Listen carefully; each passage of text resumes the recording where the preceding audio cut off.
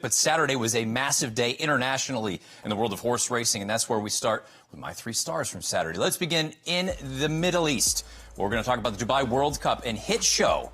Getting the job done, a bit of a shocker for trainer Brad Cox, jockey Florent Giroux. This race, as we take a look at the backtrack, simply put, when Forever Young, the heavy favorite, was kind of floundering coming out of that monster performance in the Saudi Cup, it was anybody's race. For a moment, it looked like Mixto for Doug O'Neill, who's going to pull off the shocking upset. Meanwhile, here comes Florent Giroux weaving through traffic, carving his way down, and he ultimately, on the big gray, is going to get the job done, pulling off a shocking upset at north of 40-1 odds here in the United States. Hit Show has been a horse that, throughout his career, has been good. He's never been elite.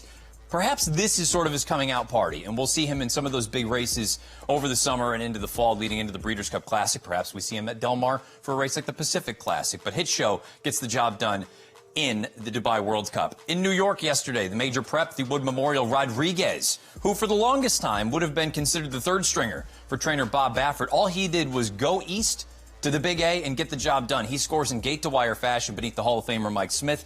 And suddenly, Rodriguez has gone from sort of the C-stringer to arguably the main player for the Bob Baffert barn. It sounds like Citizen Bull will continue on to the Kentucky Derby, but this horse, Rodriguez, I'm convinced is the lead type and arguably faster, if not considerably faster, than Citizen Bull. I think Rodriguez suddenly becomes a very interesting candidate for the first Saturday in May on the heels of a 101 Beyer speed figure in the Wood Memorial. But there's no doubt about the #1 star from Saturday afternoon. It happened up the road in Arcadia, California at Santa Anita Park.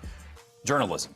Smashing victory in the Grade 1 Santa Anita Derby. And when you consider the way that race unfolded, he had a little bit of trouble early on. He had a lot of trouble down the backside and around the far turn. For him to be able to overcome all of that and still be able to beat a good horse on the improve in Baeza, I think speaks volumes. You are looking at a solidified favorite for this year's Kentucky Derby here into 102 Beyer speed figure in the Santa Anita Derby.